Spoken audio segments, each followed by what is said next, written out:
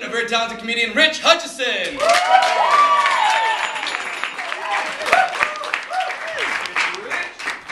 Hey guys. Oh, someone turned the mic off. Thank you.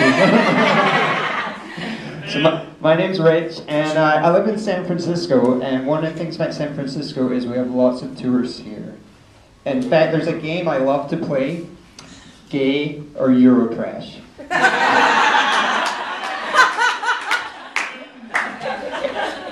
And I always win because I'm both. Anyway, it's been an amazing week in the city. Yeah.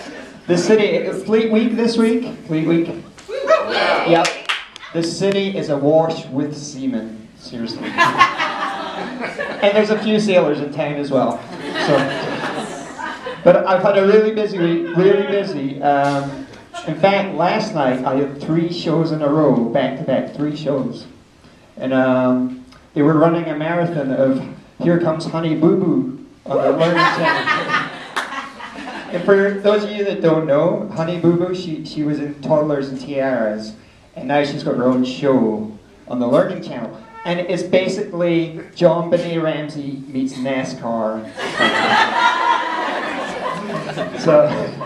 But I mean, it's a really interesting show. This girl, she looks just like your mother. Spitting image. They're both missing their front teeth. So. But it's very interesting to watch it, and it's funny because it's on the Learning Channel, and I'm like, well, what can you learn from this show? And I actually learned something very interesting. Some homes have wheels on them.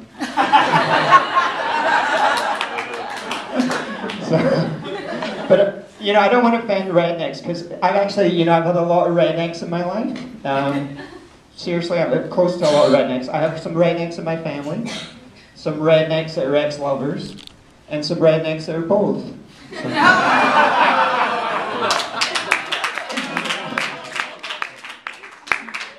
So, yeah.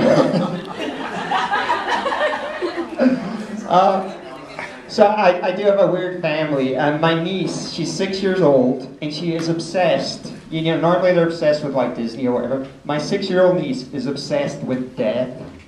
Yeah, she's death. She said to me, Uncle Rich, Santa Claus is really old. What happens if he dies? I said to her, don't worry, Santa Claus won't die. He's a vampire.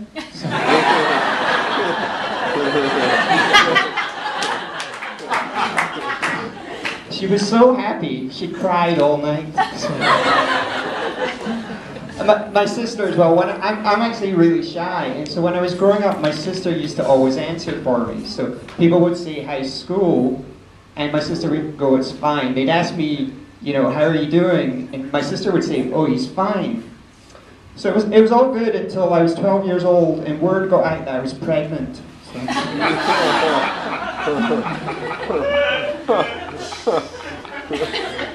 I didn't keep the baby though. I traded it for a set of Pokemon cards. So. Has anyone ever Googled their ex? Yeah. Yeah. One person makes it. You've all done it. I know you've done it. So I Googled my ex. I thought, what's the worst thing I can find out? So I Googled my ex. Turns out he's a registered sex offender. I know. But I know where he lives now.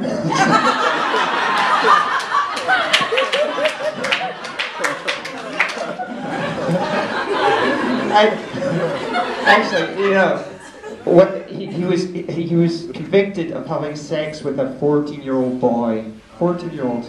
I know, it's pretty bad. And you know, when I was with him, and this was years ago, I was with him, first ever boyfriend, I was always worried that he would leave me for someone younger. You know? Turns out he liked older guys. So.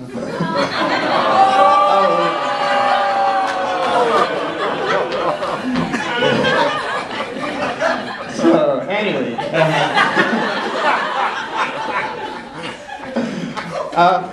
I often get mistaken for being in the military because I keep my hair very short. So I was down this week. I was down at Pier 39, and this guy, he ran up to me And he grabbed my hand, shook my hand, goes, "Thank you for your service." I know. I was like, "Oh, I'm really sorry, I'm not in the military." And he looked me straight in the eye and he goes, "No, you blew me on Bart."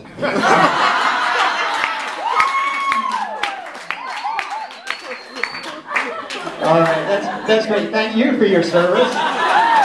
Thank you, Chinese Ballroom, for letting me come back. And thank you for your service.